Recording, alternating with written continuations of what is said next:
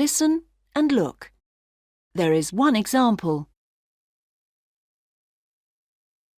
How many homes has Richard's Aunt Betty got? I've got 3 aunts, but Aunt Betty is my favourite. Oh, is she, Richard? Why? Well, she's nice, and I like going to stay with her. Her homes are very interesting. Homes? How many has she got? 1 for the winter and a second one for the summer. Can you see the tick? Now you listen and tick the box. 1. Where does Aunt Betty live in the summer?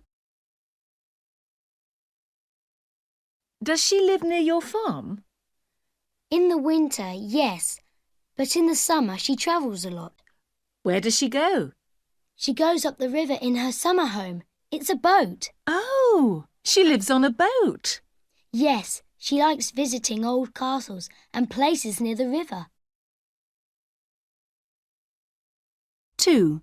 Where is Aunt Betty's winter home? Does she live on the river in the winter? No, she's got a little house in our village for the winter. It's opposite the hotel. Oh, yes. Is it that little pink house? Yes, that's right. That's her house. 3. Where does Aunt Betty work in the winter? Does your Aunt Betty work? Yes, she works hard in the winter when everyone comes here to ski. Does she work in the hotel? Not now. She worked in the restaurant there about 5 years ago, but now she works at the theatre, in the shop there. She sells books and postcards. 4. How often does Richard see Aunt Betty in the summer?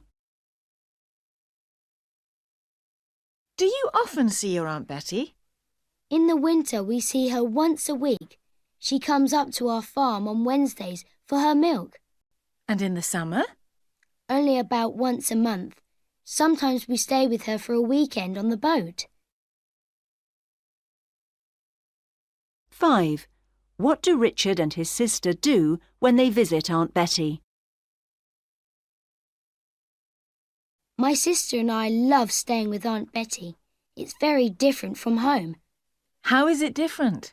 Well, she hasn't got a TV, so we can't watch anything. What do you do then? Most of the time she just talks to us, about her travels usually. Sometimes she goes outside and paints a picture. Then she comes in and starts telling us stories again. Are they good stories? Yes, and sometimes the stories are very long, so we don't go to sleep until after midnight.